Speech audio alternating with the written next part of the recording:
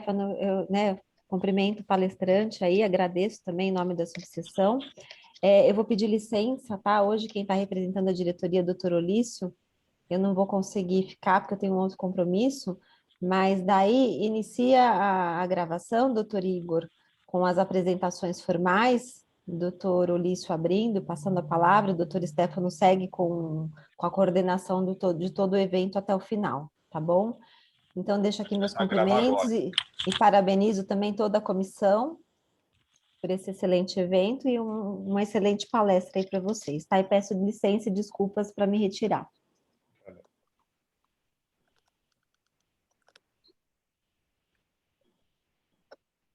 Começamos de novo, é isso então? Para gravar? Exato. Está sendo gravado já, podem começar. Então, vamos começar com o nosso doutor Olício, né, fazendo as saudações. Né? Então, muito boa noite a todos. Gostaria de agradecer ao presidente da Comissão de Processo Civil, o doutor Stefano, que muito bem preside essa comissão, também ao doutor Igor Gitão, que nos abrilhanta também, não só nessa comissão, como na Comissão de Filosofia. E gostaria também de deixar extremamente aqui o meu agradecimento aos senhores, através do professor Miguel, trazer um professor do quilate do Dr. Ferrari Neto para expor aqui na nossa querida OAB Santana.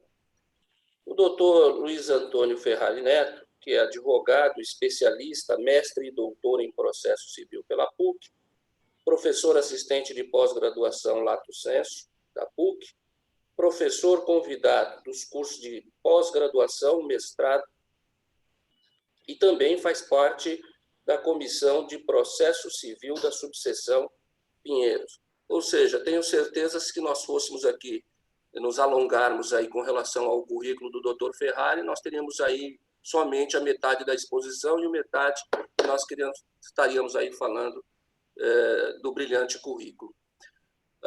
Então, mais uma vez, em nome da OAB Santana, eminente professor Ferrari, seja bem-vindo à OAB Santana, através do presidente da Comissão de Processo Civil, do qual eu vou passar a palavra. Estará sempre aberta para o senhor e saiba da nossa honra e do nosso prazer em recebê-lo aqui. Boa noite a todos. Obrigado pelas palavras, doutor Ulisses, abriu bem a nossa exposição. E a OAB Santana, ela vem se caracterizando por essa gestão de uma forma democrática, abrindo espaço para todos.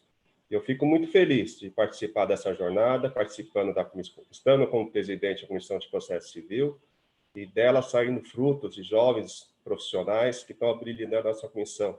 Doutor Igor, como já mencionado, presidente da Comissão de Filosofia, levei isso ao nosso presidente, doutor Peter, eu acho que é a única subseção que tem uma comissão de filosofia voltada ao direito. Doutor William Rins, presidente da Comissão do Jovem Advogado, e a doutora Suzy, que não está presente aqui, do Direito Imobiliário. Então, a Comissão de Processo Civil tem trazendo frutos, seguindo os passos da nossa gestão, com a presidência do Dr. Peter, a quem, em nome do Dr. Ulisses, saúdo todos os membros da comissão. Passar a palavra para o nosso palestrante, né, porque é ele que tem que falar e trazer os ensinamentos, que nós estamos todos ansiosos para aprender com ele. Seja muito bem-vindo, Dr. Ferrari, a palavra está contigo. Muito obrigado desde já mais uma vez. Bom, boa noite a todos. Muito obrigado aqui pelas honras exageradas. Doutor Olício, exageradas. Muito obrigado aí, doutor Olício, doutor Stefano. Agradeço aqui o convite que me foi feito pelo meu colega aqui, amigo, doutor Miguel, né, que nos conhecemos aí já de longa data, nos corredores aí do âmbito acadêmico. É uma honra sempre falar na OAB, né, uma casa da qual eu sempre procuro estar perto, da qual tenho bastante carinho. Falar de processo, para mim, então, melhor ainda, né, que eu me sinto confortável. É sempre muito gostoso e prazeroso falar de processo. Sei que muita gente acaba não gostando, mas no dia a dia é essencial para a nossa atividade, para o nosso labor. Né? Agradeço aqui, então, em nome do Dr. Stefano, aqui na pessoa do Dr. Stefano, também ao presidente da subseção, Dr. Peter, quem foi mencionado aqui.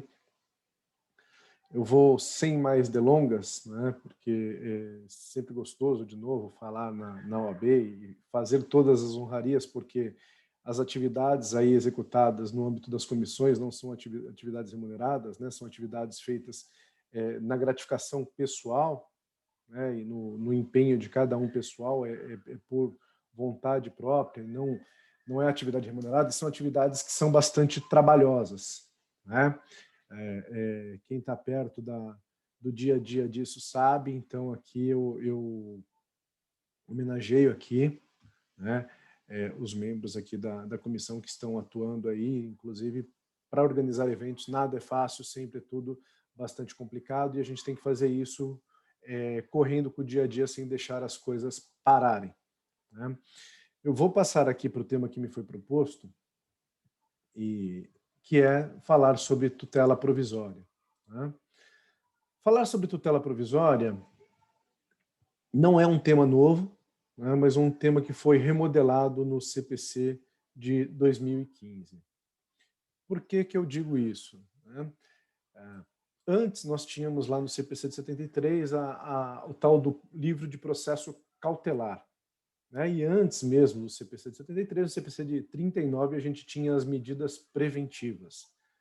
Isso não é algo novo, é algo já que está aí há várias décadas, né? E se a gente for pegar no histórico do processo, a gente vai achar coisa muito mais antiga, mas eu vou parar aqui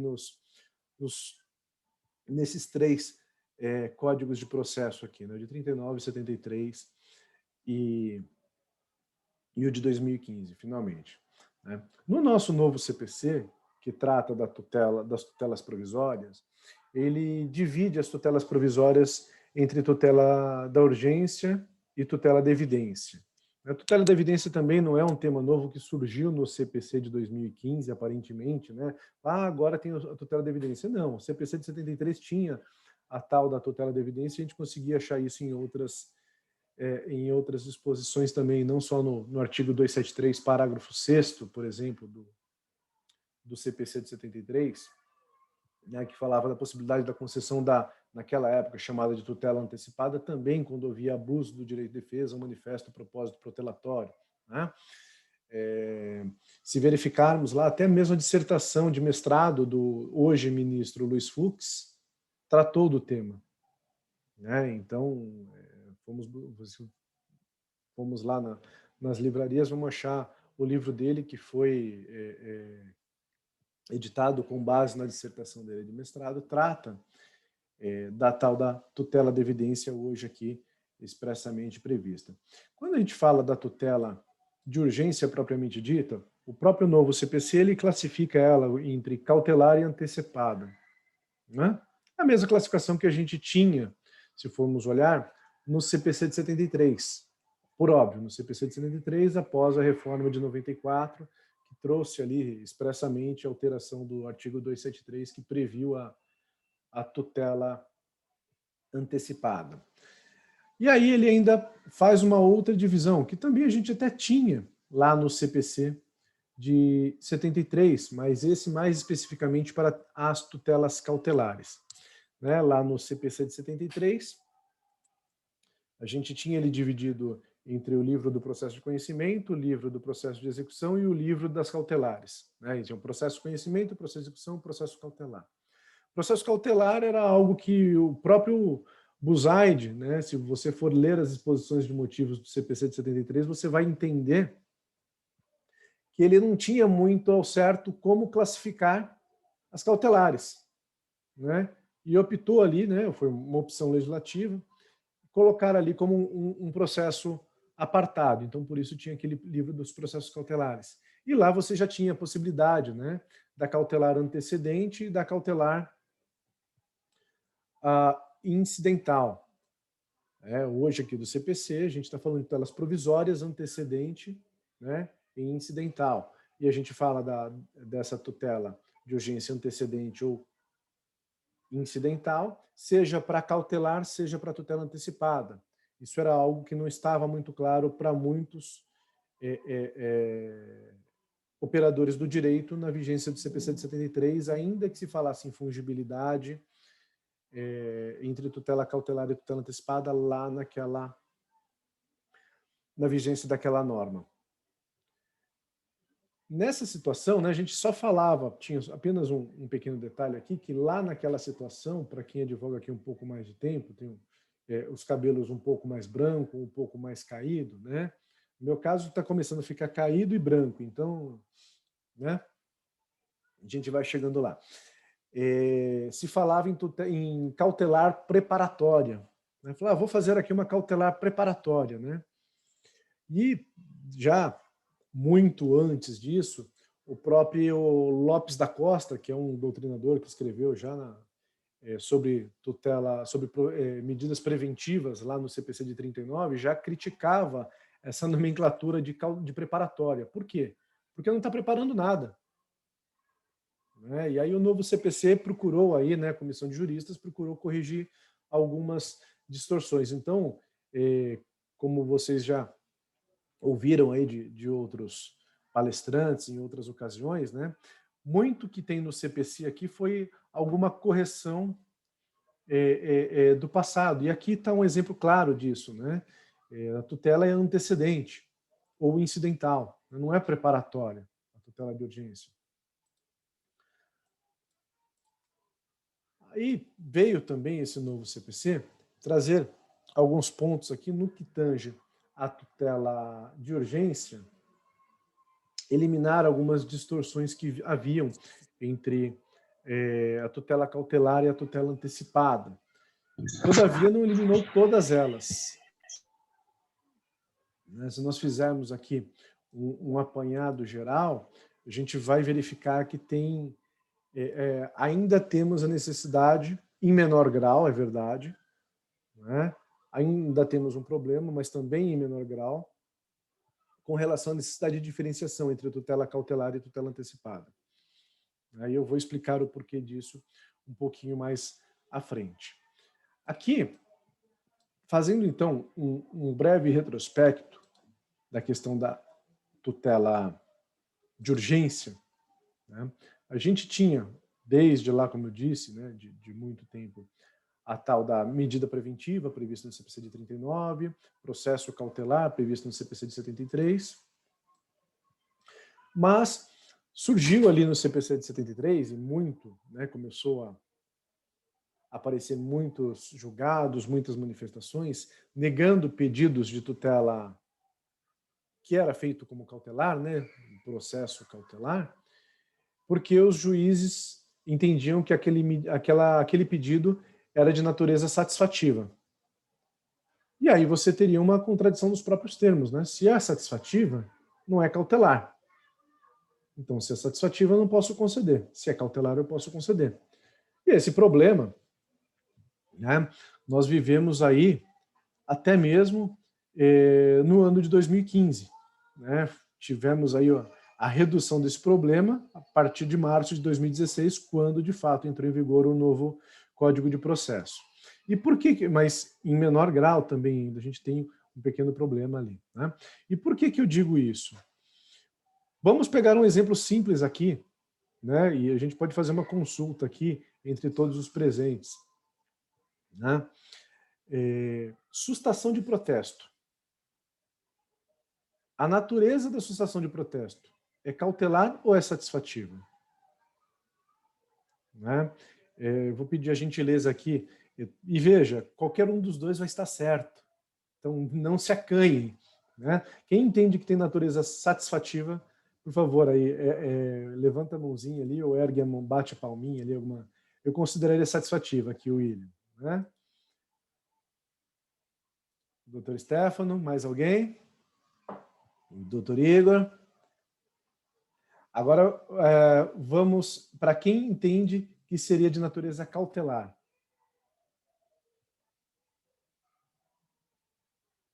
Ninguém. Bom, menos mal. Né?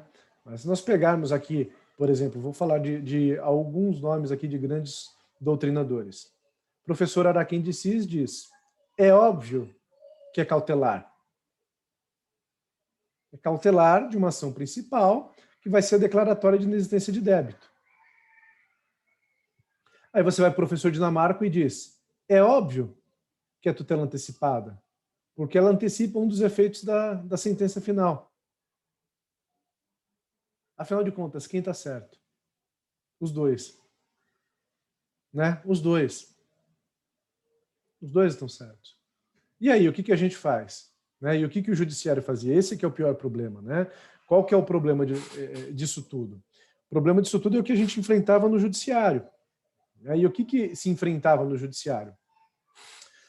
Se eu fizesse um pedido de uma cautelar de sustação de protesto, caísse, por exemplo, com o juiz da primeira vara, ele falava assim, ok, né, para mim é cautelar, ok, tem os requisitos aqui, estão preenchidos, concedo.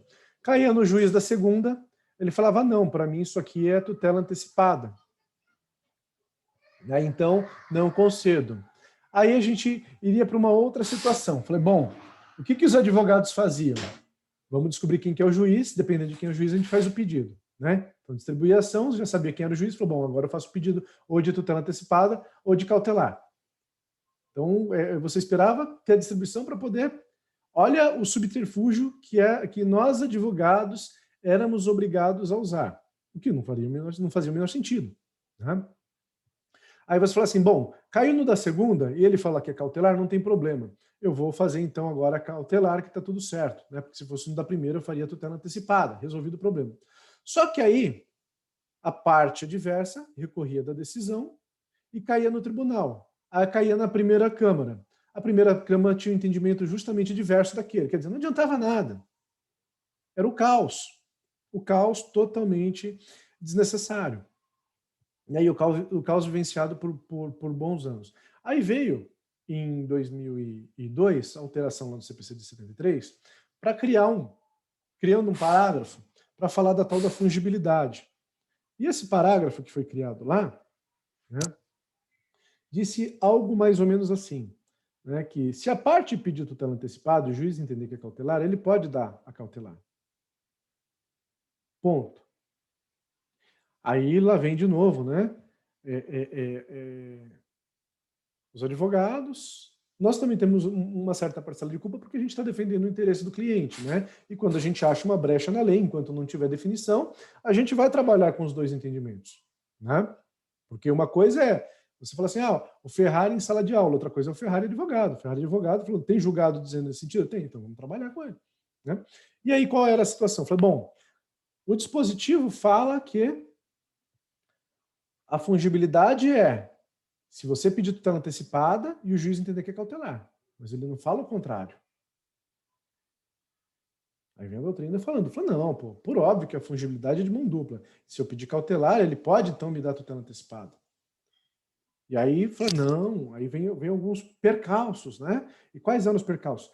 Mas a cautelar você pode pedir de forma, naquela época se falava em preparatória, apesar do Lopes da Costa já corrigir a turma desde lá da década do início do século passado, né? Na primeira metade do século passado. E seria então o antecedente.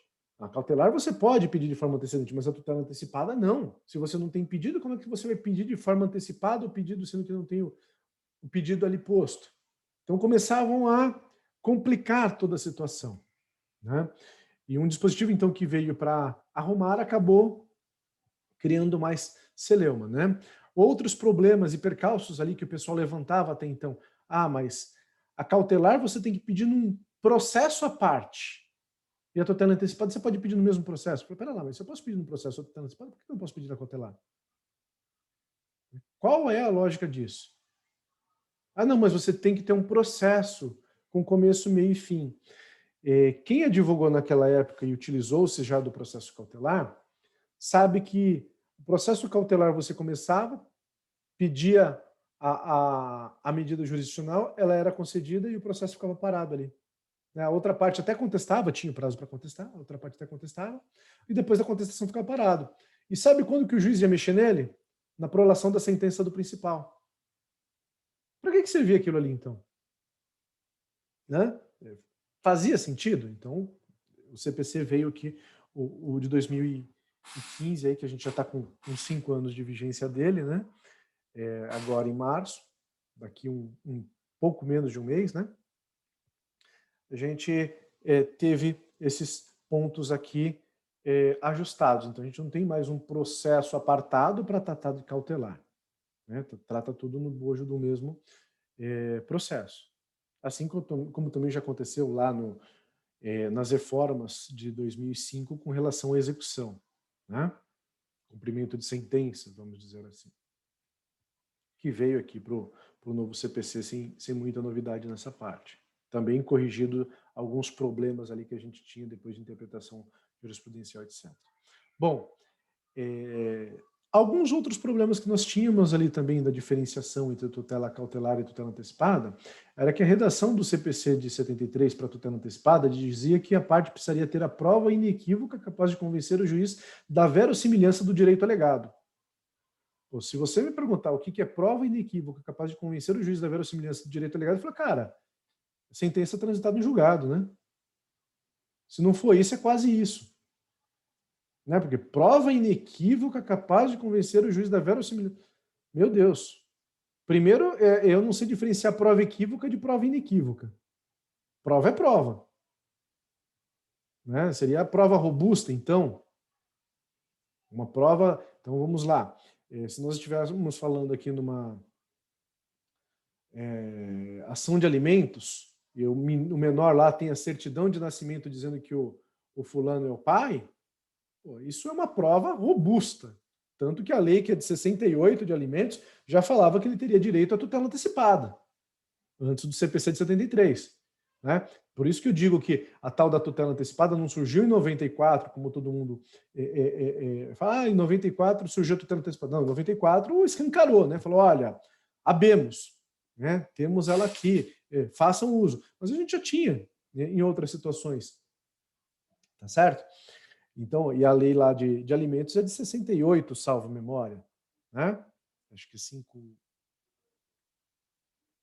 68, 68, alguma coisa assim, não lembro de cabeça, mas enfim, é uma lei da década de 60, e já falava lá, olha, tem a certidão de nascimento? Tem, então vai pedir os alimentos. Tinha uma discussão também, porque o CPC de 73 atrapalhava, tinha os alimentos provisórios e tinha os alimentos provisionais, mas qual que é a diferença do provisório para o provisional?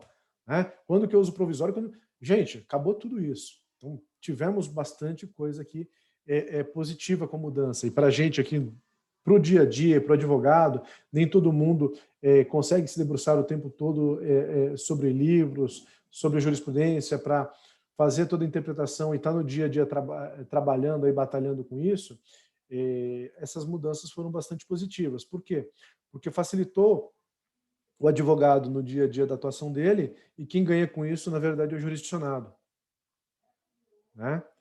Para nós advogados que estamos aqui, que gostamos de sempre querer aprender, para a gente é um prejuízo, né? Porque facilitou a vida daquele advogado que não é um bom advogado. Né? Mas tudo bem, né? Que vença aquele que tem o melhor direito, né? E não criemos tanta celeuma no âmbito processual. Né? Acho que isso é um ponto positivo. Apesar de eu adorar processo, né? Vamos pensar na vida do jurisdicionado, tá certo? Porque é terrível, né? Você imaginar situações em que a pessoa tem lá o direito material e, de repente, ele é tolhido. Né? É bastante complicado. E aí, assim, bom, contratasse um bom advogado aqui, né? Vai lá, eu vou falar, o doutor Stefano vai indicar lá, ou vai no escritório do doutor Stefano, doutor Miguel, doutor Polício, doutor Igor, todos aqui, né? E terão uma boa contratação. Mas, de repente, a pessoa não vai, né? A pessoa não tem essa disposição toda, ou a pessoa não tem nem a indicação, né? É bastante interessante que no nosso dia a dia a nossa função continua sendo semelhante àquela do dentista, né? A pessoa vai por indicação. A pessoa vai porque um amigo foi, usou e teve um bom resultado, e se precisar ele volta de novo ou ele indica. Né? Nossa função é bastante assim. Né? E quando também não dá um bom resultado, e apesar de esse não bom resultado pode ser até mesmo algo que fugiria da mão do advogado, mas ele vai falar para o outro que o advogado não é bom. Né? Não entende toda a estrutura do judiciário e os percalços pela qual a gente passa no dia a dia. Mas, enfim, é do jogo, né? Nós já sabíamos disso no primeiro ano de faculdade. Prosseguindo aqui, então, muita dessa confusão foi eliminada. Né? Quando a gente falava lá, então, em prova inequívoca, capaz de convencer o juiz da verossimilhança do direito alegado, hoje a gente está falando em perigo de dano, que era já o geral, né? A probabilidade do direito, melhor dizendo, até nos termos da própria legislação, e o perigo de dano ou risco ao resultado útil do processo. Quando a gente fala risco ao resultado útil do processo, aqui a gente está procurando proteger a cautelar. Né? Porque a cautelar, ela visa, como o próprio nome diz, acautelar. Ela não visa satisfazer. Ela tem uma referibilidade quando a gente vai utilizar as palavras do professor Ovídio Batista, né, que ela se refere a um outro pedido principal. Né? Então, essa proteção do resultado útil do processo ela é dada por meio da cautelar. Né? A proteção do próprio pedido em si, né, a gente estaria falando da tutela antecipada. O novo CPC, diferente do CPC de 73, que ele tinha as diversas tutelas cautelares ali, e algumas delas nem tinham natureza cautelar, basta ver alimentos provisionais, né? Alimentos provisionais, tudo bem que não era o provisório, né? Mas tinha natureza satisfativa. Quando você vai lá, você tem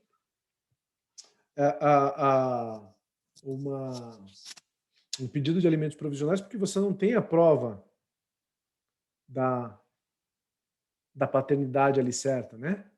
Aí você ia lá para o tal dos alimentos provisionais. Você pedia e o juiz dava. E ele estava dando o quê? O pedido lá no final, que eram os alimentos. Tá certo? Então, aqui ele acabou com isso tudo, a gente não tem as cautelares com procedimentos distintos, nada disso, ele só fala o seguinte: as cautelares poderão ser arresto, sequestro, arrolamento de bens, registro de protesto contra alienação de bem ou qualquer outra medida idônea para assegurar, né, o resultado útil do processo, vamos dizer assim. Né? Por que ele fala? Por que eu falo que o arresto é cautelar? Por que ele diz aqui? Porque o arresto vai travar o patrimônio para quando chegar lá na etapa de cumprimento de sentença ou na execução de título executivo extrajudicial, após a parte ter sido citada no processo de execução para pagar ou intimada para pagar também, né, e não realiza o pagamento, haverá o quê? A penhora. Aí aqui haverá o quê? A conversão do arresto em penhora. Né? Por quê? Por que fez a proteção ali, o arresto? Falou, vamos proteger o bem, né? Para quê? Para que a pessoa tenha patrimônio lá na frente, para que lá na frente tenha o que satisfazer a execução do credor. Porque se a gente não fizer o bloqueio aqui, a pessoa vai dilapidar o patrimônio, chega lá na frente, o que a gente faz com a sentença? Cola na parede, né? Faz um quadro, que não vai servir para mais nada. Aí alguém vai levantar a mão e falar, mas professor, a gente tem fraude de execução. Tem, mas a dor de cabeça que vai dar é maior. Se você já tem elementos e consegue, né, evitar isso, então você já vai para o arresto. Né? Nem sempre a gente tem elementos, tudo bem. Às vezes a gente vai obter elementos depois. E por que a gente nem sempre tem elementos? Porque quem que tem que nos municiar com tudo que está acontecendo é o cliente. A gente não sabe da vida do oponente, né, do réu. A gente não sabe da situação dele. A gente vai saber lá na frente, quando começar o cumprimento de sentença, que aí sim a gente vai, né, atrás do patrimônio dele e vai ter o judiciário nos dando suporte com isso, com cisbajude, com outras medidas aí para tentar localizar patrimônio. Né? Se você falar para o teu cliente, assim, ó, já vamos de antemão aqui, de repente, numa situação, uma discussão contra imóvel, pedir um protesto contra a alienação do bem, pô, você já trava tudo. Né? Esse bem o cara não vai vender. Quem que vai ser louco de comprar um bem com protesto contra alienação de bem averbado na matrícula do imóvel? Né? Então você está fazendo o quê? Você está resguardando que lá na frente possa haver a transferência do bem para você. É a mesma coisa com sequestro de outros bens e assim por diante. Né? A ideia é você aqui assegurar o resultado útil do processo. É diferente da cautelar, então, que você vai satisfazer propriamente o direito. Tanto no CPC novo, né, já nem tão novo assim, já tem 5 anos, né, como no anterior, já havia previsão e há previsão de que a tutela antecipada não pode ser concedida, né, a tutela, na verdade, aqui de urgência, né, ele fala aqui no novo CPC, ele não faz essa diferenciação, a tutela de urgência não pode ser concedida quando houver risco de irreversibilidade, entre aspas. Né? Por que entre aspas? Porque a pessoa vai lá, tem o plano de saúde, paga o plano de saúde há 20 anos, aparece uma doença e o plano de saúde recusa a liberar a guia de internação. Né? Por alguma razão qualquer. A pessoa faz o pedido lá de tutela de urgência, nesse caso antecipada, né, que ele quer fazer a cirurgia, para que o plano peça a guia de internação, para que ele possa fazer a cirurgia sob pena de multa. E o juiz vai falar o seguinte para ele: não posso pedir porque o seu pedido aqui, né, ele é irreversível. E aí a pessoa morre? Não vai acontecer isso, né, de forma alguma. Então, o que o CPC quer dizer aqui quando ele fala da irreversibilidade? Tem medidas de fato que são irreversíveis. Né? Ele não vai, por exemplo, declarar algo. Ele não pode declarar algo. Ele não pode, porque a tutela declaratória, né? Aí já complica. Ele pode dar efeitos que seriam decorrentes da declaração. Né? Então, por exemplo, vamos pegar aqui o mais simples de todo e vamos voltar para o primeiro caso que eu falei aqui, né? Da sustação de protesto. Eu não vou declarar que a dívida inexiste, mas eu posso sustar o protesto. Tá certo? Então, eu não vou dar o teu pedido que é declarar que a dívida inexiste. Não, de forma alguma. Tá certo? Voltando para o outro aqui da cirurgia. Pô, mas nesse caso aqui, de fato, vai ser irreversível. Eu falei, tudo bem. Mas entre a pessoa falecer e ela, com a probabilidade do direito dela ali, e fazer a cirurgia e depois haver a reversão da decisão e se converter em perdas e danos, isso é possível? Porque no fundo o que o plano de saúde quer? Ele não quer desfazer a cirurgia. Ele quer ser ressarcido do prejuízo que ele teve porque ele custeou uma cirurgia que lá na frente foi entendida como que não seria possível de realizar. Né? Imagina uma seguinte situação. Né? A pessoa quer fazer um procedimento, mas esse procedimento ele seria ainda experimental. Né? E o judiciário já se deparou diversas vezes com essa situação. Aí o juiz foi lá e concedeu a medida. A pessoa foi lá e fez a cirurgia. Veio lá em decisão final, foi revertido. Né? E aí, o que se faz? Perdas e danos. Né? Vamos lembrar que há responsabilidade objetiva daquele que se beneficia da tutela de urgência. Né? Da tutela provisória, propriamente dita.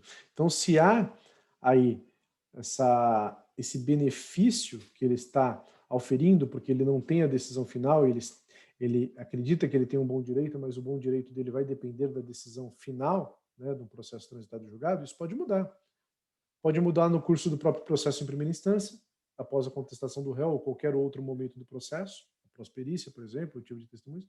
Pode mudar na sentença, pode mudar em fase recursal, né, seja por agravo de instrumento, seja na própria apelação contra a decisão final de mérito, seja em instâncias extraordinárias.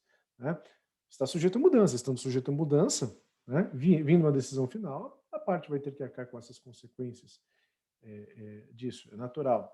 Mas então, ainda que o CPC fale da irreversibilidade, essa irreversibilidade deve ser vista com grano sales, né, com um grão de sal, né, ou seja, com parcimônia, com cuidado, com cautela.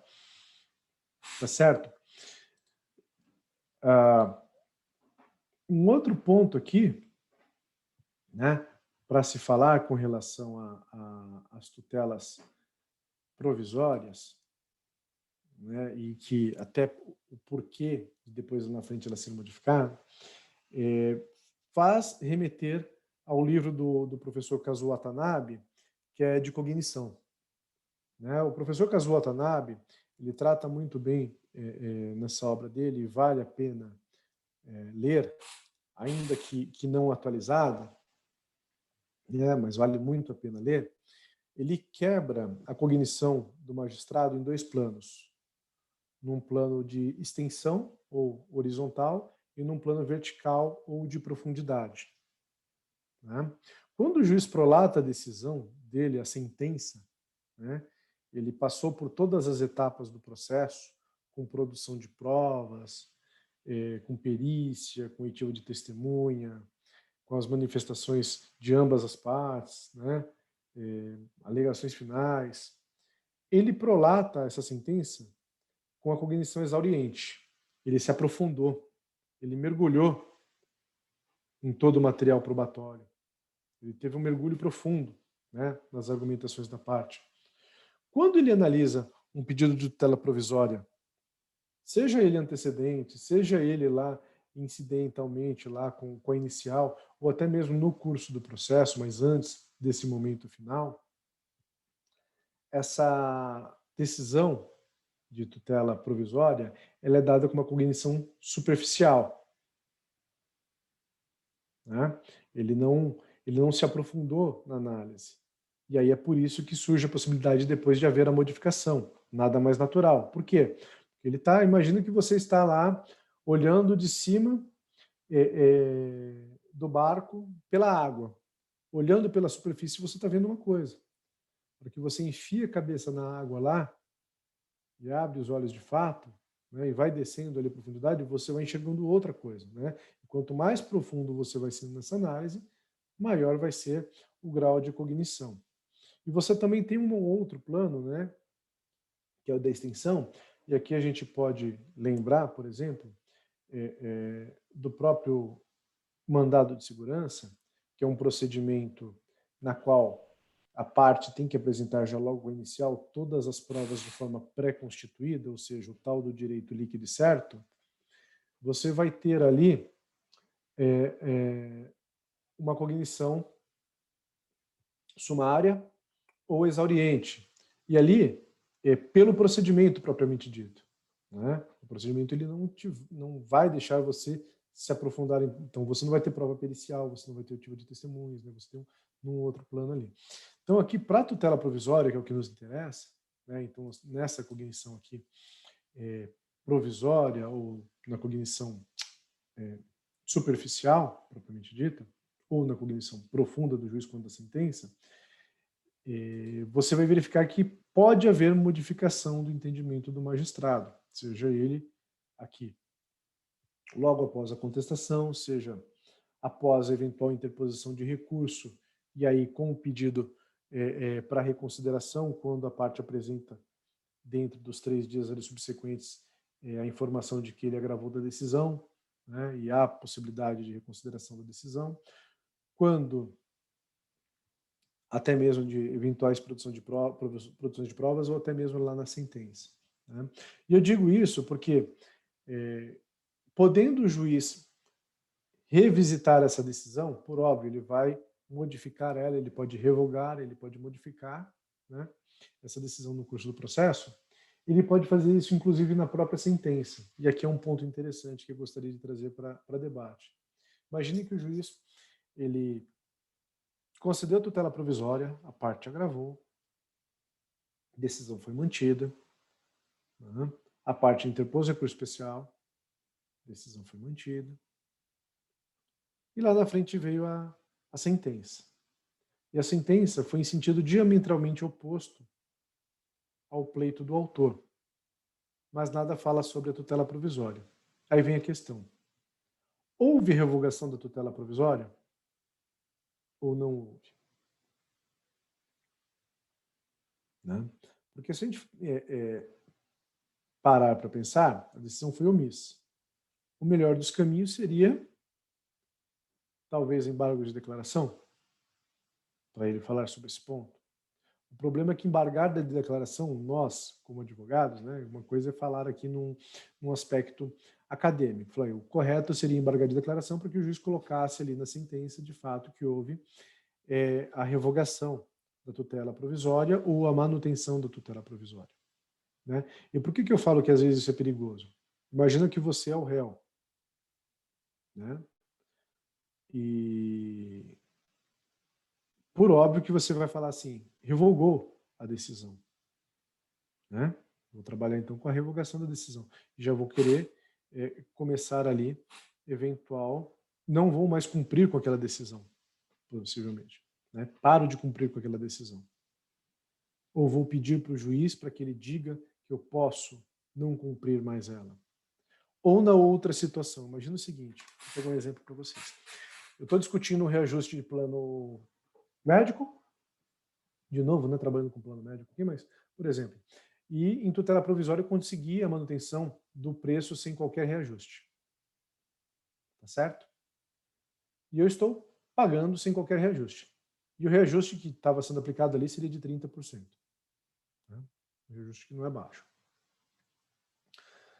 Chega a sentença e julga improcedente minha demanda.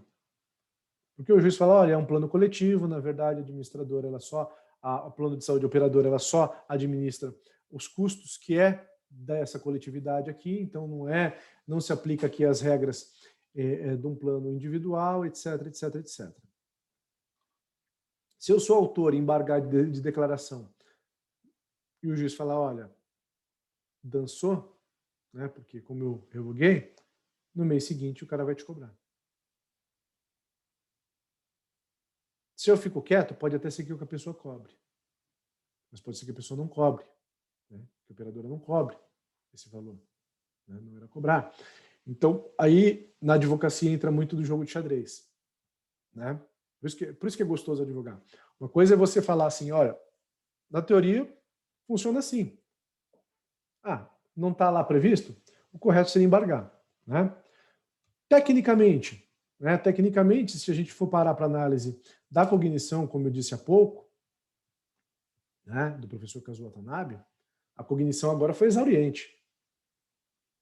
Seria ilógico e irracional você falar que essa cognição que é exauriente, ela não vai prevalecer sobre a outra cognição que era superficial.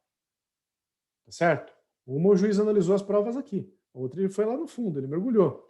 E naquele mergulhou, ele chegou à conclusão que você não tem razão, mas você mantém o direito. Né? Por que eu estou dizendo isso? Porque quando você vai apelar, a apelação é recebida em que efeito? No duplo efeito. Independentemente, né? Na verdade, ela nem é mais recebida. Né? Vamos até corrigir isso. Né? O 513 lá do CPC de 73 falava para o juiz, né, que o juiz ele ia fazer análise e receberia a apelação e diria os efeitos dela. Né? Aqui não, aqui ele já está a regra, o juiz nem faz nada. Né? Ele não tem nem opção de não receber. Né? Ele pode pontuar, olha, está intempestivo aqui, mas não compete a ele. Né? A análise não é mais dele. Né? Não tem um duplo juízo, igual a gente tem no recurso especial extraordinário. Aqui na apelação não tem mais. Né? Então, nessa análise, a apelação tem duplo efeito. E vai ter duplo efeito nesse ponto também, com relação a esse capítulo da sentença que tratou da tutela provisória. Veja, ele não falou revoga a tutela provisória, ele falou julgo improcedente. Então, eu não tive um capítulo cuidando disso. Né? E aí você vai ter entendimento para os dois lados. Se você vai ter entendimento para os dois lados, você tem que parar para pensar. Às vezes a pergunta pode ser prejudicial. É bom perguntar se você já sabe o que fazer com a resposta, independentemente de qual seja ela. Né? E aí esse é um ponto muito importante. E por isso que é gostoso advogar. Né? Aí você vai trabalhando com as pecinhas ali no tabuleiro de xadrez. Né? Se eu perguntar qual vai ser a consequência, se ele falar não, ele vai me revogar. E se ele revogar, aí eu vou ter que voltar a pagar o valor, passar a pagar o valor reajustado. E aí vai começar uma discussão sobre o pretérito, ainda em paralelo, para ajudar. Né? Isso eu estou falando de uma brincadeirinha de um plano de saúde coletivo aqui. A gente pode extrapolar isso para N situações muito mais complexas. Né? Mas o mais adequado, né, é que a decisão ali, por ser de cognição exauriente, ela teria revogado. E, quando se falar do efeito da apelação, como não há, ainda que não haja um capítulo específico para falar que ele revogou a decisão, né, se você olhar lá nos efeitos da apelação, ele fala que na questão de tutela provisória ali revogada, então houve ela vai ser recebida apenas no efeito devolutivo, não no suspensivo. Então ela passa a ter efeitos. Na vida prática, é bom tomar essa cautela. O mais correto, de novo, seria que o juiz falasse, né? Lá, olha, estou revogando a tutela antecipada anteriormente concedida. Invertendo um pouco a situação, pode acontecer de o juiz conceder a tutela antecipada na sentença.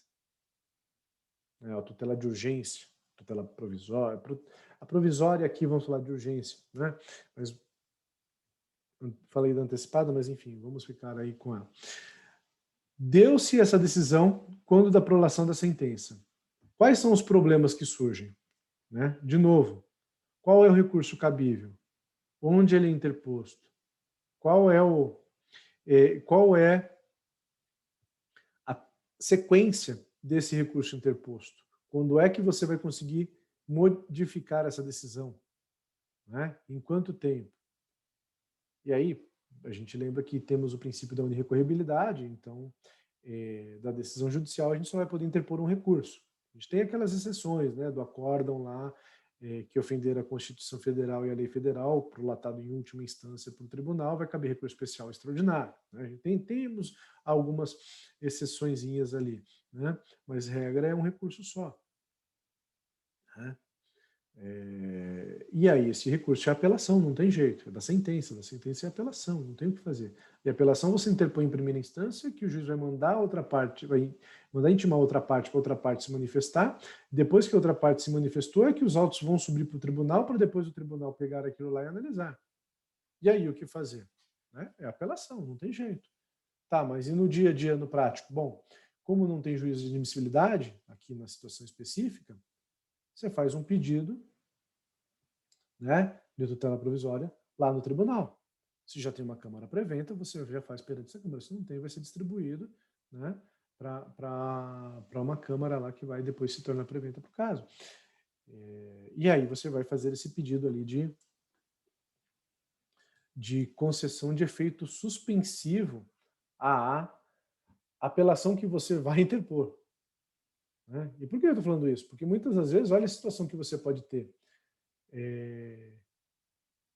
Pode ser que seja o caso de você ainda nem interpor a apelação, de você embargar. Ou ainda que você não embargue, a outra parte embargou. Os autos não vão subir tão cedo. Né? Então pode até acontecer isso, quer dizer, você vai, mas qual que é a questão aqui? Como você não tem um juízo de admissibilidade, aquele lá é o juízo correto para conhecer da decisão. Só o doutor Igor, você quer só falar aqui o que você colocou aqui, que eu vi agora aqui no comentário? Fique à vontade. Oi, licença. Não, né, que eu só deixei marcado para depois, quando for as perguntas, e fazer, não me esquecer dela. Pode continuar, tá. No final a gente vai abrir para as perguntas, tá bom? Não, perfeito. Tá certo. Então,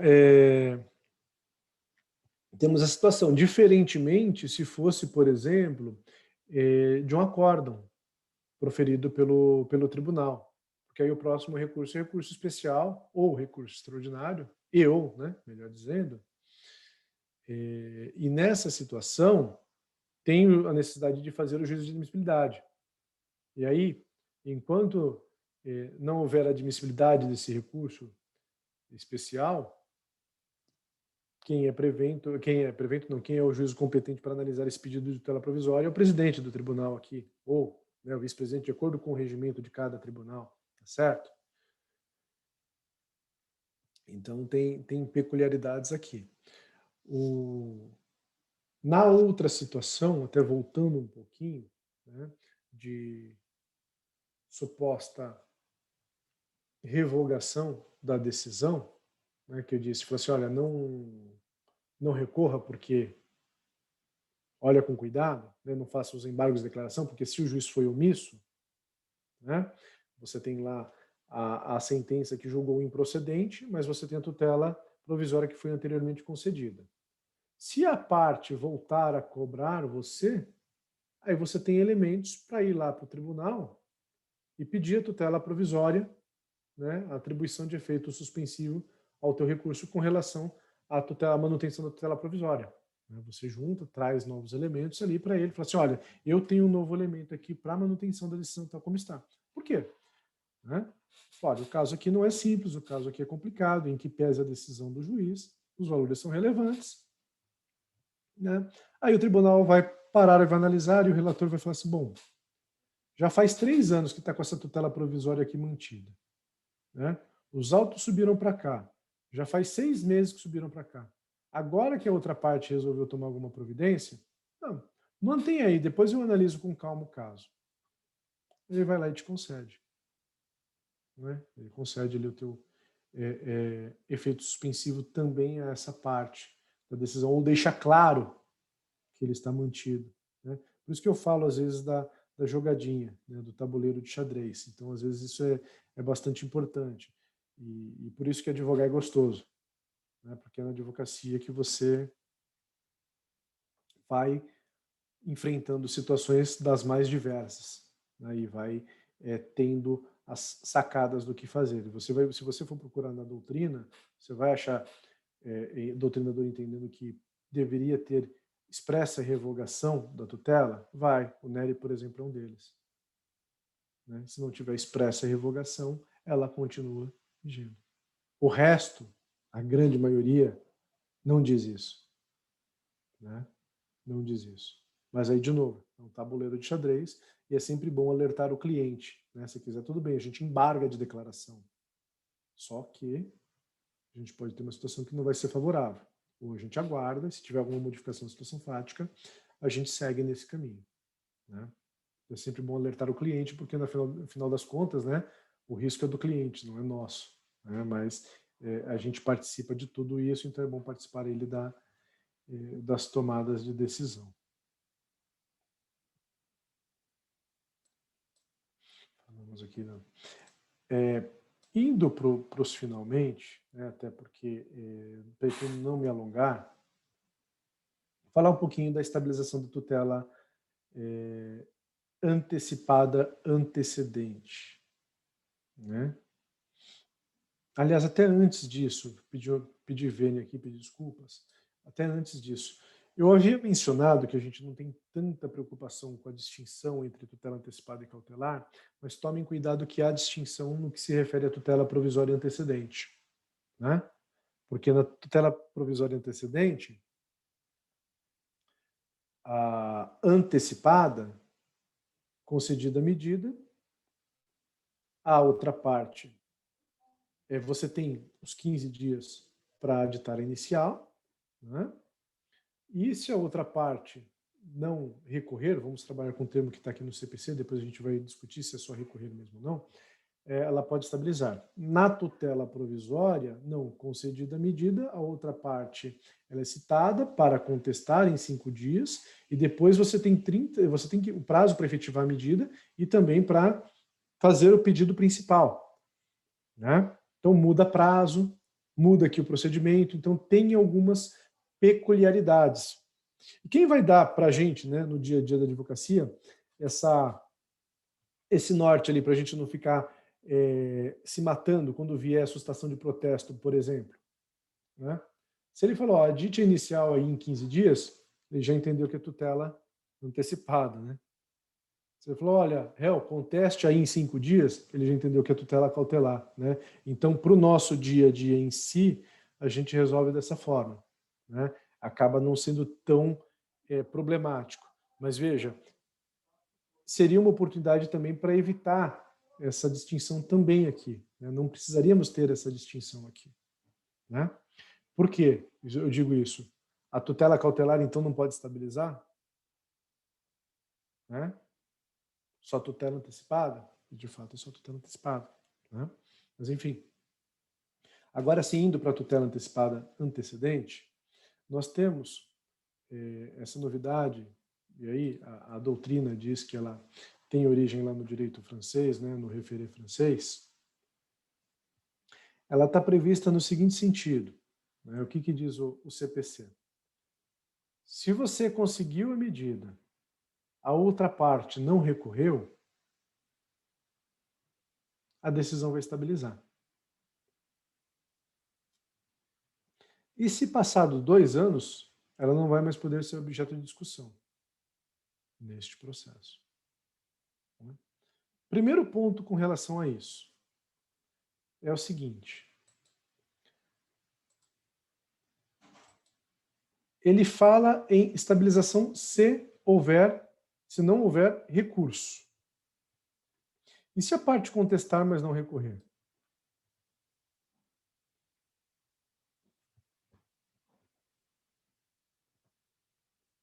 Porque se a parte contestar, ela se opôs ao pedido. Se ela se opôs ao pedido, então não deveria haver a estabilidade. Vou mais longe. Se a parte contestar, o juiz, ele pode até mesmo modificar a tutela provisória, ou revogar. Ou porque a outra parte não recorreu, estabiliza, independentemente do juiz olhar a contestação e verificar que os elementos ali que foram utilizados para conceder a tutela provisória antecedente foi equivocado. Olha a situação que a gente tem, né? E um outro detalhe aqui também, né? Ele fala se a parte não interpor o recurso, né, no respectivo prazo.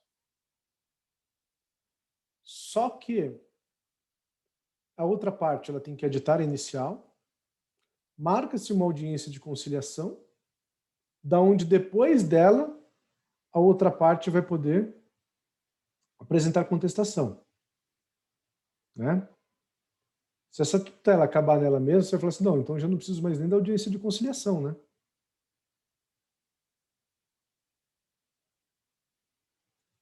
Não é? Imagina, já passou o prazo de 15 dias, até chegar na audiência de conciliação, depois dali começa a contar os 15 dias de prazo para contestação, né? Depois da audiência de conciliação. E, por incrível que pareça, né, apesar de você verificar na doutrina que muita gente está caminhando para o lado de que basta você ser contrário de alguma forma, então se você contestou, você foi contrário, tem julgado do STJ da primeira turma, por maioria, tá certo? Não é por unanimidade, o RESP 1.797.365 do ano passado. Eu vou até colar aqui para vocês no chat, né, da primeira turma, que entendeu que a parte tem que recorrer. Se a parte não recorreu, ela estava contente. É como se ela não tivesse. É como se ela não agravou, ela falou, ela tá tudo bem para ela com relação à tutela provisória. Né? É uma decisão por maioria. Tá certo? Voto vencido aqui do ministro Kukina. Tá? A ministra relatora aqui foi a ministra Regina Helena. E temos esse outro RESP aqui, da terceira turma, do ministro Belize, relator, dizendo que não. Olha, se a parte se opôs, ela contestou, né? Sim. E ele vai além. Gente, olha que absurdo. Se você fala que ela estabiliza, você segue com um processo, imagina, você segue um processo, o juiz chega a uma conclusão completamente diversa, mas a tutela provisória prossegue. Né, a estabilidade da tutela provisória prossegue? Não faz sentido algum. Imagina a seguinte situação, olha o absurdo. Né? A parte contesta, o juiz verifica e fala, nossa, está tudo errado. Mas a outra parte não recorreu. Então a gente vai para o absurdo de chegar lá na frente, ele prolata uma sentença e ele fala a sentença de improcedência. Mas como você não recorreu, a tutela provisória antecipada, antecedente, prossegue. Surreal. Né? Não faz o menor sentido. Né? Então me parece mais acertado aqui o entendimento aqui do ministro Belize, o entendimento vencido lá do Kukina, no caso lá da primeira turma, no primeiro julgado que eu colei aí para vocês. Aí, prosseguindo nessa novidade, né, da estabilização da tutela, o CPC ele vai para um outro ponto, né, que ele diz o seguinte, lá no parágrafo 5º, né, do artigo 304, o direito de rever, reformar ou invalidar a tutela antecipada prevista no parágrafo 2º deste artigo extingue-se após 2 anos contado da ciência da decisão que extinguiu o processo. Ou seja, né, passado o prazo, ali você não vai mais poder discutir. Mas e aí, o que você faz? Né? Na verdade, não é que você não vai mais poder discutir, você não vai mais poder discutir naquele processo. Você pode discutir num outro processo. Aí vem alguns perguntando, mas caberia ação rescisória aqui? Não, não caberia. E por que não caberia ação rescisória? Né? Porque ele fala que essa decisão aqui, ela não fará coisa julgada. Se ela não faz coisa julgada, você não pode ter uma rescisória de algo que não fez coisa julgada. Mas o que você pode fazer? Ajuizar uma outra ação dentro do prazo prescricional da tua pretensão, né, ou decadencial, né, da tua pretensão propriamente dita, e aí nesse outro processo você discute a situação. Tá certo? Um outro ponto interessante aqui, só voltando um pouquinho, no julgado do ministro Belize, vocês vão ler lá, ele diz o seguinte: seria irracional e ilógico querer que todos recorressem de todas as decisões, abarrotando todos os tribunais só para não ter a estabilidade da tutela. Ele ainda vai num outro lado também, que é o lado operacional da coisa. Né? A gente foi aqui pelo lado, eu prefiro mais esse lógico, né? Sistêmico, trabalhando no sistema como um todo. Ele foi para um outro lado aí também que é bastante importante e relevante. Pessoal, o professor Miguel havia me pedido aqui para falar aqui cerca de uns 40 minutos. Eu acho que eu até estou me alongando, então eu prefiro parar por aqui. Acho que também todos têm os afazeres ainda, né? Prazos ainda rolando, né? E aí deixaria aqui, estou à disposição de vocês.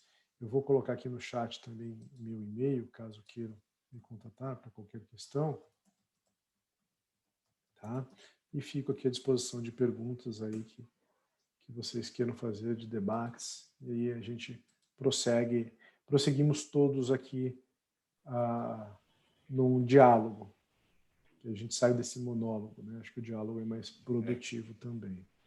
Mais uma vez, doutor Stefano, obrigado, doutor Igor, doutor Olício, professor Miguel aqui, na qual eu aceitei o convite, o William, que está tomando conta de tudo aqui, né? E já vi que ele precisa de um suporte de TI aqui, mas o doutor Stefano parece que já conseguiu um suporte de TI aqui para o doutor William, então agradeço e paro por aqui minha fala. Doutor Ferrari, eu tenho uma novidade para o colega. Cada vez que o doutor Igor baixa a cabeça, eu notou alguma coisa para te perguntar. Já faz parte da história dele aqui. Você tem alguma questão, doutor Igor, por favor? Tenho certeza que sim. Que bom, mas assim é legal. São dos problemas que a gente vai... Né, esse é um ponto bastante interessante, né, e algo que eu gosto muito. Eu sou suspeito para falar que eu sou filho da PUC, né? Eu fiz a especialização, mestrado, doutorado lá, e hoje participo lá nas aulas da pós-graduação, e na qual a gente trabalha com estudos de caso. Então, tem um dos dias de aula, não sei se alguém aqui fez PUC ou não, é só estudo de caso, então são problemas cabeludos para os alunos debaterem, e no outro dia vem um professor de fora, um palestrante, para fazer a exposição do tema e depois responder as questões que os alunos debateram. Mas até lá os alunos ficam desesperados, porque o professor sai de sala de aula na terça-feira sem responder as questões, deixando os alunos loucos para só na quinta-feira o professor palestrante responder, né? Então, são dos problemas que a gente, né, ou das questões ali que a gente vai evoluindo. Então, fico totalmente aqui à disposição, tá, doutor Igor? O Igor colocou um comentário aqui que ele quer ficar por último. Alguém quer fazer algum questionamento, acrescentar alguma coisa, tirar alguma dúvida, por favor, fique à vontade. Vamos aproveitar do bom sentido o conhecimento do Dr. Ferrari.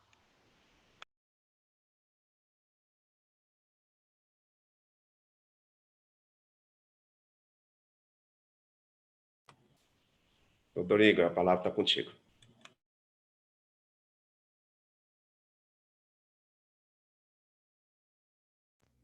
Oi, pessoal, todos me escutam? Tá, desculpa que de vez em quando está sumindo aqui, que eu estou com um problema de software, né? Então, eu estou pastando aqui porque eu tenho um microfone que é do fone de ouvido, outro que é da câmera, outro que é do computador. E os três ficam brigando para entrar e ninguém entra. Então, de vez em quando, me dão uma derrubada aqui.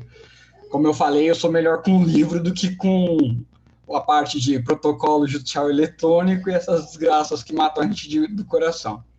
Mas, primeiramente, o professor Ferrari Neto, é um prazer conhecê-lo. Uma pena que só eletronicamente, adoraria tê-lo conhecido pessoalmente, seria muito melhor. A gente sabe que nada substitui esse contato presencial, esse contato humano. Como bons amantes das ciências sociais aplicadas, a gente gosta de gente, né? Então, a gente gosta dessa interatividade, desse contato. Parabéns pela palestra, foi brilhante. Ao nível do seu currículo, que com toda a divergência do mundo, o nosso querido Olício não exagerou, né? Foi realmente perfeito. Tá? Mas eu gosto, o pessoal me chama muito de colocar fogo no parquinho, né? Que eu jogo a pergunta e saio correndo. E aí, nesse seu caso, muito especial sobre a tutela, a tutela provisória em geral, a questão da sentença, falar ou não falar, né? Se revogou ou não revogou, a questão da interpretação, né? Na hora que eu vou anotando, não liga, eu sou meio desorganizado, mas no artigo 489, parágrafo 3º, ele fala que a sentença deve ser interpretada com boa-fé. Que aí foi por isso que eu coloquei até aqui do lado. Depende do conteúdo da sentença. Se o mérito contradiz a manutenção da tutela provisória, devemos presumir que ela foi revogada, né? Imagino eu.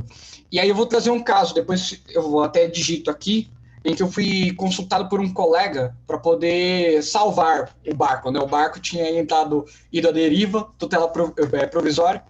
O que aconteceu nesse processo? No dia 11/10 de 2016, ele conseguiu a tutela provisória de convênio. Abaixa o valor, vai ficar no valor que estava. Então, subiu para 2.000, fica em 1.000. Não vamos sair dessa. Do dia 18/11, ou seja, no mês seguinte, eles entraram com agravo e aí foi revogada essa decisão. O que aconteceu no meio do caminho é que o convênio não fez nada. Continuou cobrando o valor da primeira decisão, da liminar concedida. E só agora, em 2020, eu estou com um cumprimento de sentença das diferenças desse período. Aí eu fui contratado pelo colega para entrar com impugnação no cumprimento de sentença. E consegui a procedência na impugnação por causa desse 489. Porque na hora que ele não cobrou imediatamente, ele não pode cobrar posterior, porque violou a boa-fé objetiva, a questão de que o jogo de xadrez da advocacia.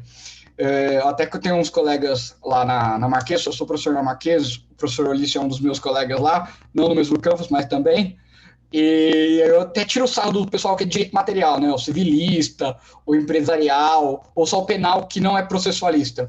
Vocês podem só ser professor, mas o processualista que não atua na advocacia não tem como ser professor de processo civil, né?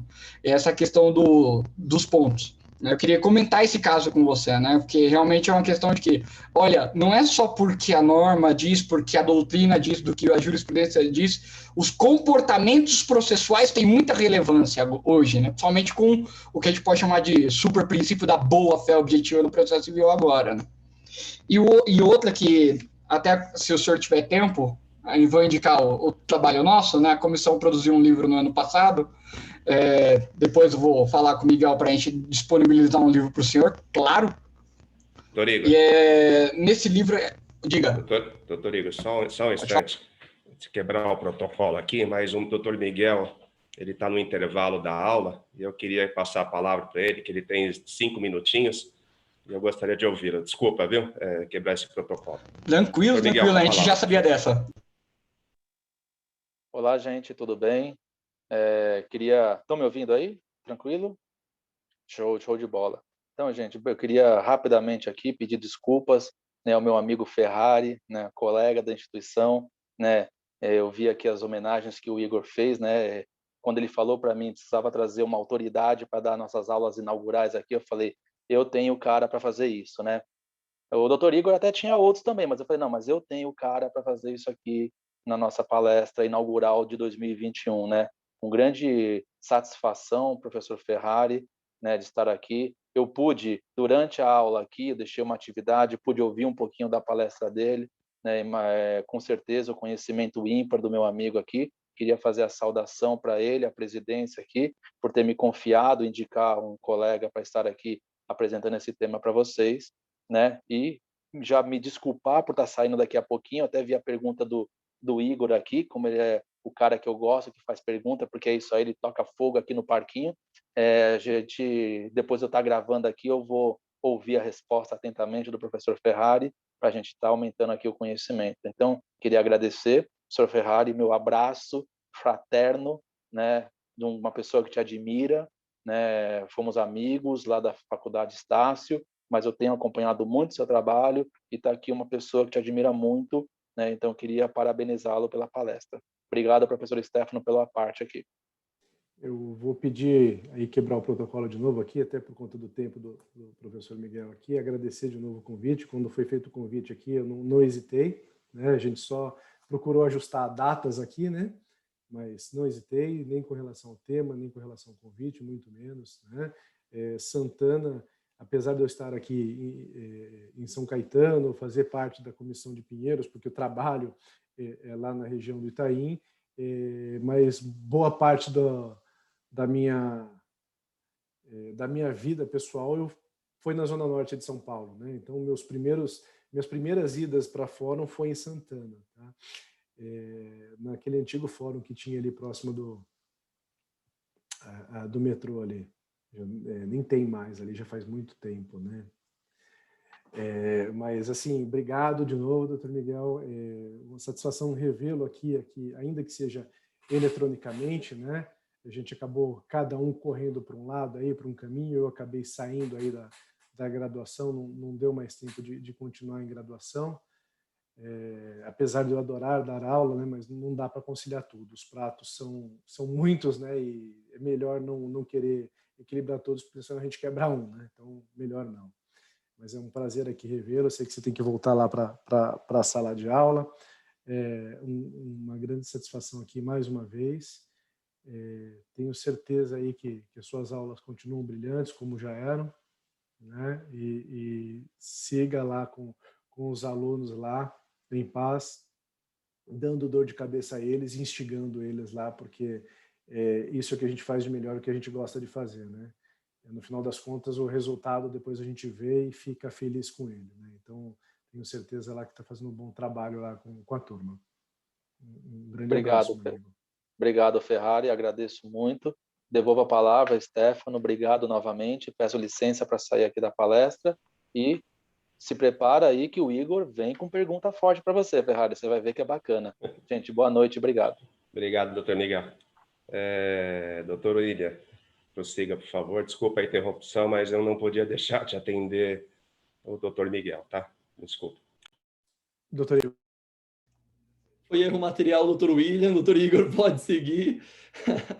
Tranquilo, erro material não faz coisa julgada. Vamos lá. Então, professor Ferrari, nesse trabalho que a gente teve, o livro é o Processo Civil Constitucionalizado, nós desenvolvemos diversas indagações, e a minha foi muito na querela nulitatis, né? Eu sou apaixonado por essa ação, e eu acho ela muito legal falar que o juiz cometeu um erro grosseiro no processo. Eles odeiam esse processo, mas eu adoro, né? E nesse, eu entrei numa discussão a partir da questão da estabilização da tutela provisória, né? Eu vou tomar a liberdade de ler, que eu não vou lembrar tudo que eu escrevi, né? Mas eu trago aqui.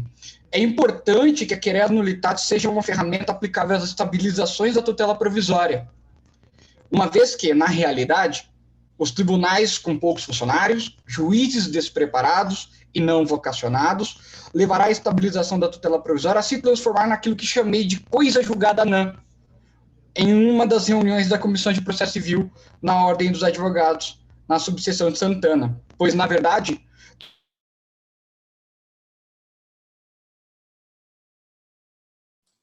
Travou? Só para mim, não?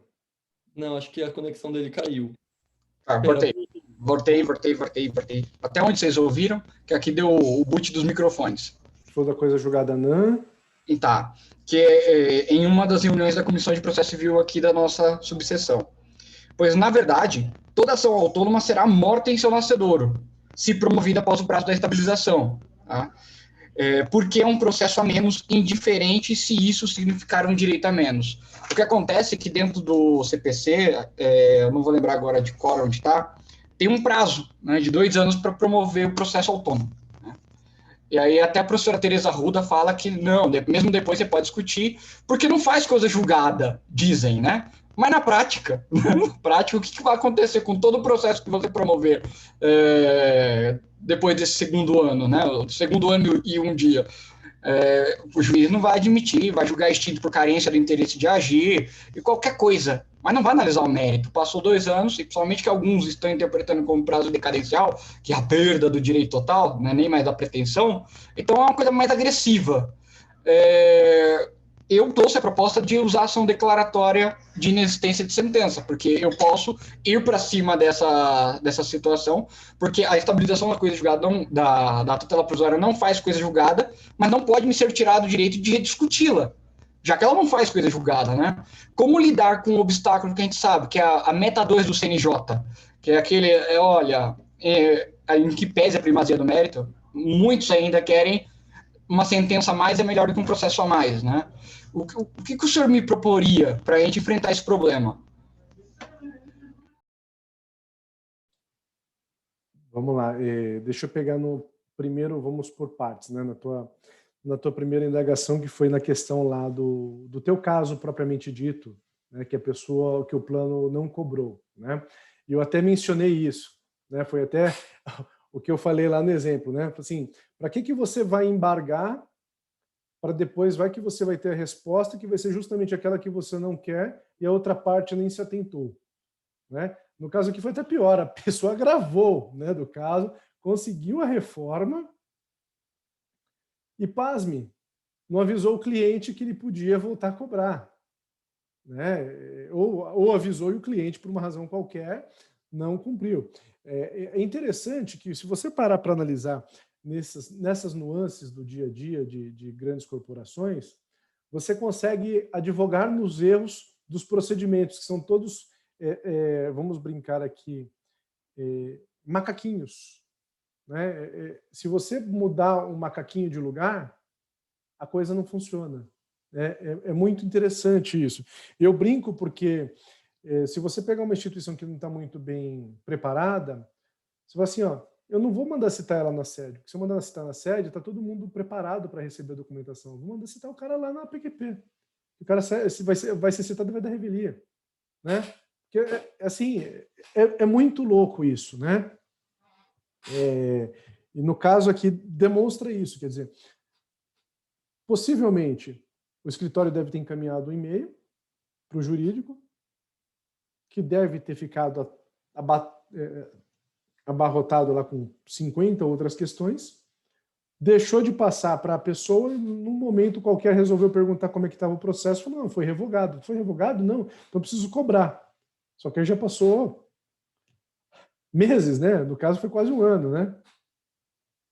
Cobrou 4 anos depois. 4 anos depois. Piorou. Não, aí não tem como, né? Aí não tem como, né? E aí você vai trabalhar com uma outra situação que até mesmo do direito material, mas que você pode trazer para cá, né? Que você tem lá a situação da surrécio e da supresso. Não vou falar que teve a supresso aqui, a surrécio. Não teve, né? Não teve, né? Porque a gente ainda está discutindo a questão processualmente.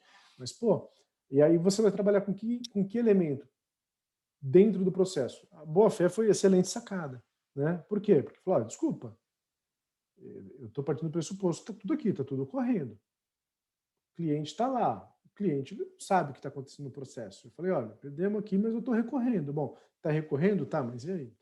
Está lá, estou processando. Né? Eu perdi a causa? Não, ainda a gente está trabalhando com ela. Né? Então ele não tem a noção. Né? Ele não é totalmente instruído, ainda que fosse uma pessoa jurídica. Né? Ainda que fosse uma pessoa jurídica, porque 4 anos depois, desculpa, né? Agora você está querendo cobrar? Não dá. Agora vamos manter. Indo para a tua outra indagação aqui, da querela, que não deixa de ser uma ação autônoma, né? Não deixa de ser uma ação autônoma, então o nosso entendimento é o mesmo, né?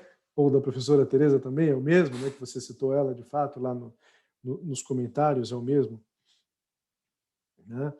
E até quem fala claramente não pode ser rescisório porque não tem coisa julgada, né? A problemática toda aqui, né, e alguns pontos de diferenciação, é que quando a gente está diante da querela propriamente dita, você tem uma inexistência jurídica de algo, né?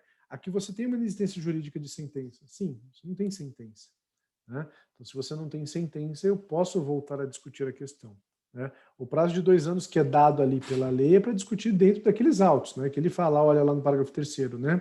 Fala assim, a tutela antecipada conservará seus efeitos enquanto não revista, reformada ou invalidada por decisão de mérito proferida na ação de que trata o parágrafo 2º, né? Ele vai no parágrafo 4º. Qualquer das partes poderá requerer o desarquivamento dos autos em que foi concedida a medida para instruir a petição, né? Então ele fala assim, você pode requerer o desarquivamento. E aí depois ele vai para o parágrafo 5º. O direito de rever ou reformar ou invalidar a tutela antecipada prevista no parágrafo 2º deste artigo extingue-se, né? Ou seja, o direito de revisar naquele mesmo processo. Mas nada impede que você comece um outro, né? O nome que a gente vai dar para ele, né? O nome em iuris, né?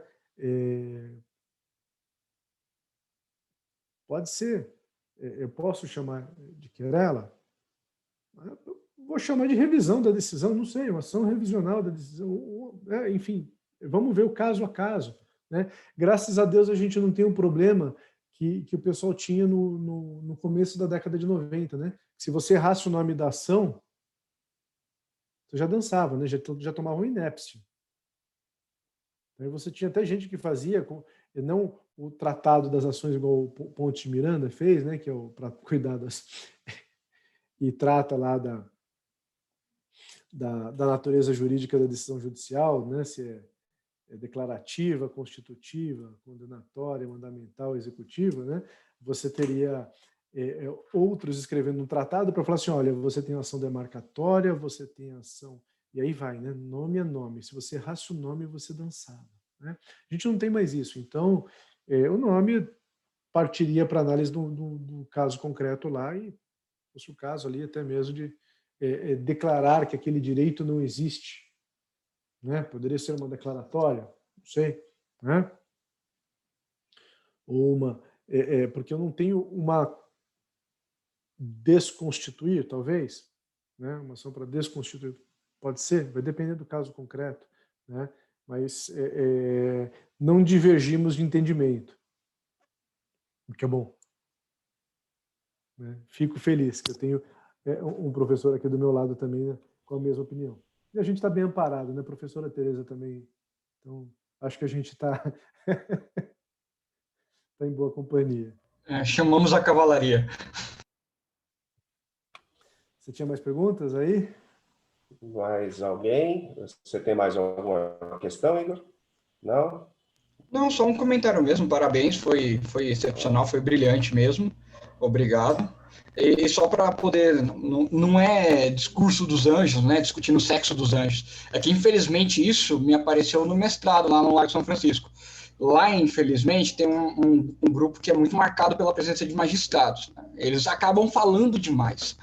Eles comentaram exatamente isso, não, que eu vai chegar para mim, não vou julgar, é carência do interesse de agir para todos, porque perdeu o prazo de 2 anos, não importa o nome, né? Daí você fala assim, poxa, gente, não é assim, né?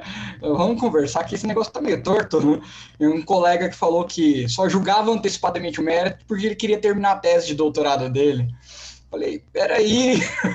Então, infelizmente, existe isso. Existem bons juízes, bons advogados, existe maus juízes, maus advogados. A gente tem que pensar na hipótese do mal, né? Se não fôssemos pensar nisso, nós também não teríamos trabalho, né? Então, seria um paraíso.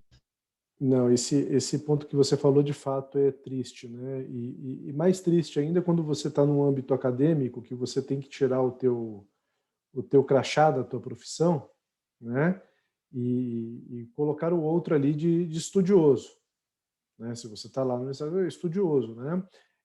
Ninguém quer saber o que você faz na sua vara, né, ou no seu processo. Né? Você quer arrumar soluções para o caso.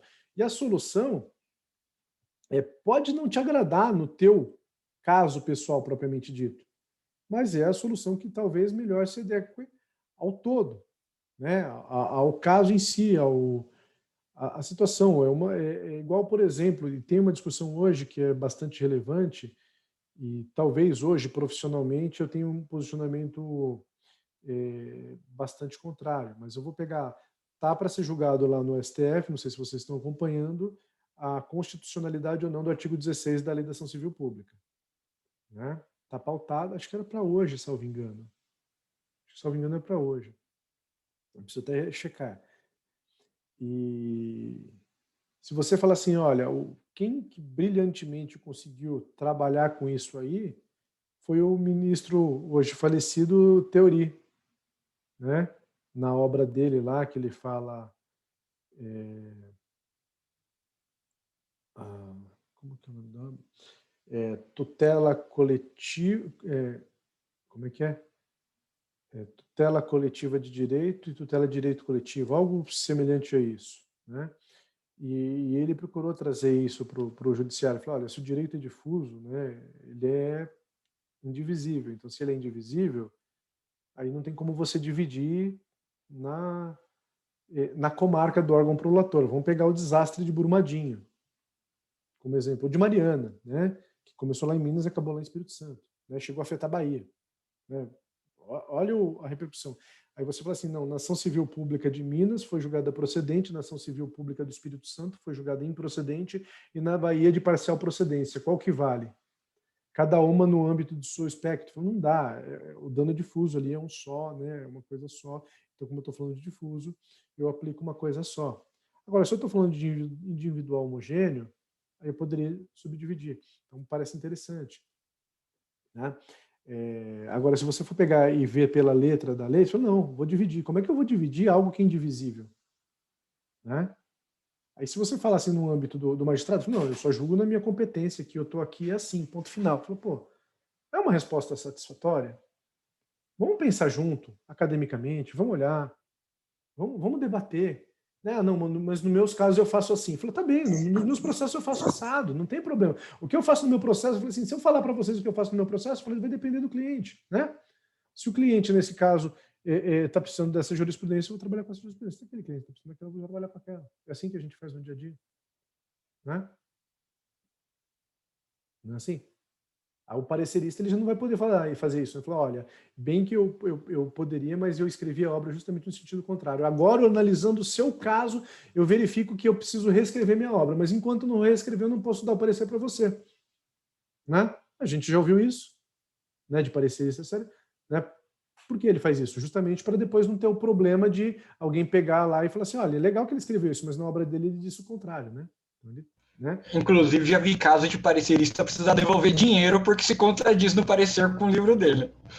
Então, é complicado, né? Então, quando a gente vai para o âmbito acadêmico, a gente vai para, de fato, debater as questões ali e tentar achar a melhor solução possível, né, para o caso, olhando sistematicamente. O que eu sempre gosto de analisar as coisas pelo lado sistemático. Não dá para você olhar o tabuleiro de xadrez olhando só na peça que você vai mover ali. Né? Não dá certo.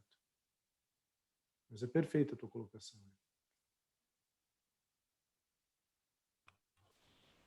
Bom, acho que vamos encerrando, já são 8h31. A gente deixar aqui, a gente vai até às 10 horas, porque é um assunto, conversar sobre direito é algo prazeroso. Para mim, eu tenho que não é um trabalho isso para mim, é um prazer que eu tenho na vida, e acho que isso é bom. Doutor Ferrari, muito obrigado pelo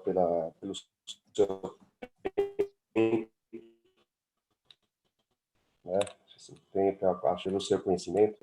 Infelizmente, a gente não tem condição ainda de fazer essas reuniões presenciais, que seria um prazer maior, né? E acho que o público também seria maior. Então, muito obrigado. Eu vou passar a palavra para o doutor Olício. Não sei se ele está aqui ainda, se ele saiu. Está aqui para ele encerrar em nome da OAB, né? E certamente, doutor Ferrari, será convocado novamente para trazer o seu conhecimento para a advocacia. Essa questão do jogo de xadrez, isso que realmente é gostoso no direito, né? A gente pegar o caso ali e raciocinar de uma maneira mais ampla e tentar fugir de alguns equívocos, né? Acho que o processo, infelizmente, não tinha que ser pegadinha, né? E a gente também não tinha que ter meta, né? Acho que cada processo é único e aquele cliente lá, vou usar a palavra do meu presidente, quando ele entrega a carteira, os advogados, ele fala assim, olha, o seu cliente não é aquela pasta lá no processo, né? O juiz também deveria ver isso. Cada um lá está com uma dor na alma, com uma preocupação, aquele caso devia ser visto individualmente, né? Mas, infelizmente, não é assim que ocorre. A gente tem que, no dia a dia, tentar remover os juízes dessa falta de zelo. Às vezes a gente sabe que nem é o juiz que prolata a sentença, né? Mas são realidades do dia a dia, a gente tem que estar calejado para isso, né? Doutor Olício, por favor, em nome da OAB, se quiser encerrar a nossa reunião, eu agradeço. Bom, primeiro, sou eu individualmente que agradeço de estar participando com vocês de um rico, eu não diria que foi uma exposição, mas que foi um debate altamente exemplificativo e enriquecedor. Doutor Ferrari, eu gostaria de deixar as duas portas da OAB escancaradas para o senhor, em nome da diretoria da OAB, irmanada, aliada aqui com essa fantástica comissão de processo civil, que é uma das comissões, uma das mais fortes que nós temos na OAB Santana, pelo trabalho comprometido, pelo grupo de estudo e pelos colegas que aí compõem essa comissão.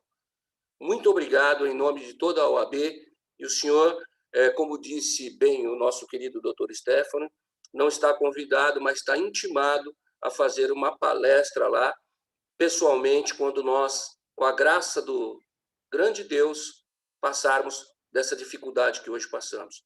Deus o abençoe ricamente e muito obrigado. E a todos os senhores da Comissão de Processo Civil, Deus os abençoe ricamente. Muito obrigado. Uma excelente noite a todos. Obrigado mais uma vez a todos aí. Fiquem todos bem, fiquem todos salvos, seguros e fiquem todos com Deus. Amém.